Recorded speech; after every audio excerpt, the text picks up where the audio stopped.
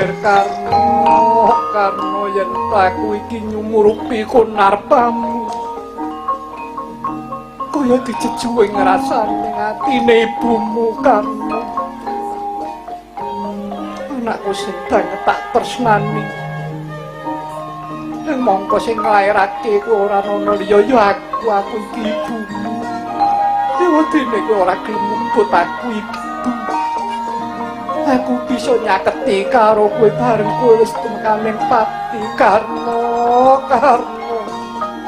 Ibumu sing luput Jongger Karno, ibumu njaluk pangapura Karno. Kanjeng Bibi, sampun Kanjeng Bibi. Kula mboten maiben kados menapa ning penggalih paduka Kanjeng Bibi dumateng Yayi Karno. Namung kemawon monggo Bibi dipun kukus dumateng papes pening Gusti yen mubeng dumadi.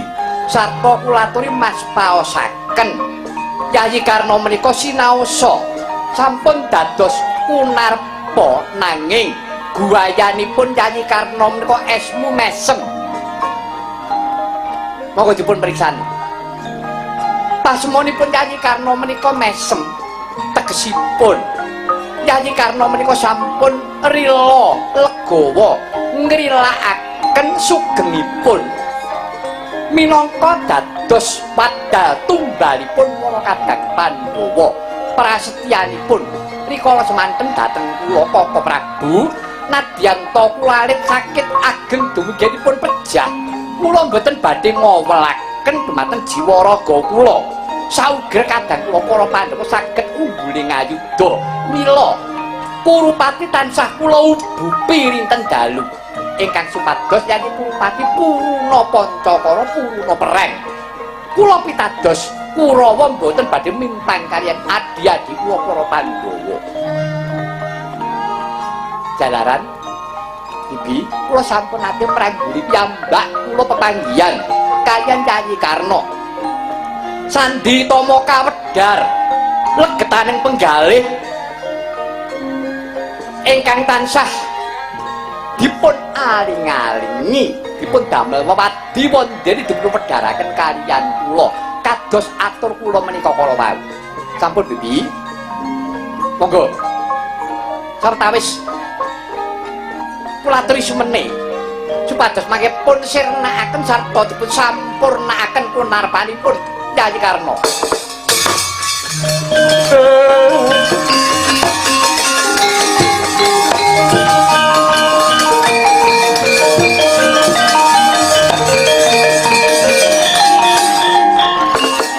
Kacarita para Pandhawa samya ngenengaken cipta nuwun marang purbaning Bathara. Rikala semana Sang Hyang Surya kaya surem prabane basan datanana dayaning panas karana Sang Hyang Bathara Surya turun saking antariksa anyendal mayang Kunarpanira Sang Prabu Karna.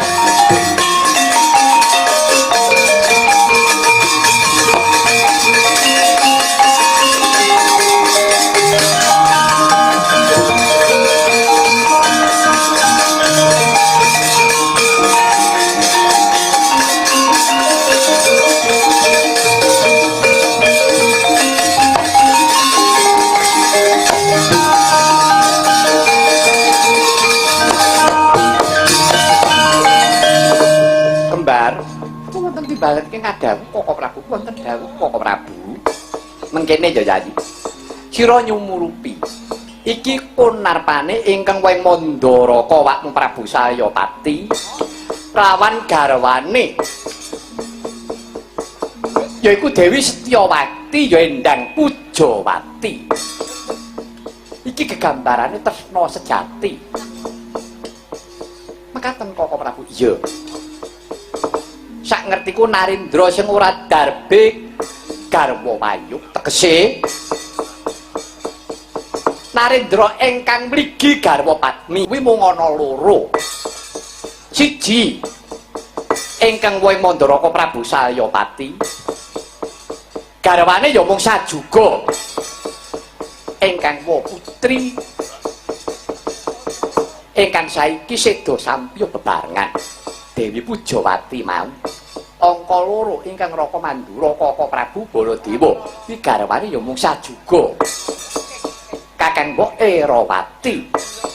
Mekaten Koko Prabu. Ya, sarening Pakmu Prabu Sayapati kuwi mau sing ditresnani iki mung kowe Kembar. Sing dianggap rina pantaraning mengiri kala semana mulana lakon salya begal. Janjane mono ingkang wa Prabu Salya kira arep manunggal kawan para Pandhawa dibegal kawan Prabu Kurupati sak kurawane. Oh, mekaten. Ya.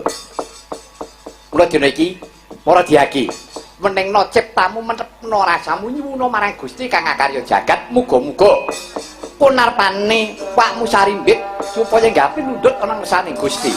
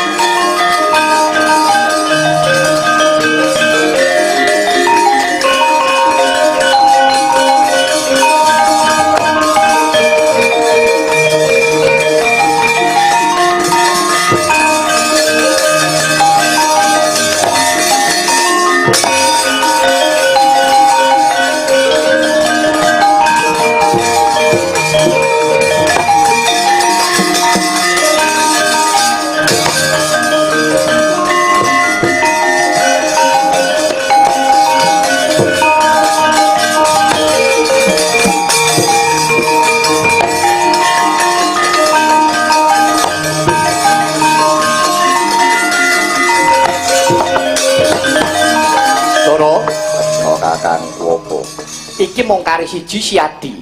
Ya. Iki mengko kowe manut aku apa aku manut kowe? Wah, aku paripaksa manut karo kowe. Ya, yen to pancen siadi manut karo pun Kakang, yen iki mengko mlebu kraton, yen mengko mlebu kraton negara Ngastina ketemu Pakmu Prabu Destarastra yen kowe arep dirangkul.